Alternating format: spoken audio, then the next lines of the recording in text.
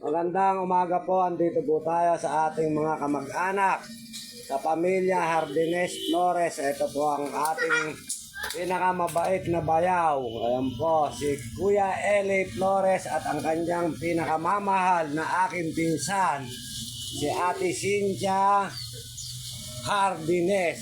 Ate Cynthia, ano ba yung ginagawa mo naman? Naglalaba. Ayan po. Kahit umulan, naglalaba ka pa rin? Matatamba kay akin na bahay. Ayan, okay. Kaya napakasipag ng pinsang ko na ito, napakaswerte ng aking bayaw at ang kanyang mga anak. Napakasisipag ng inyong nanay. Ayan po, at ang iyong tatay naman nag-iiwi ng kanyang apo. Ito po ang kanilang munting tahanan ngayon. Nandito po tayo sa harapan.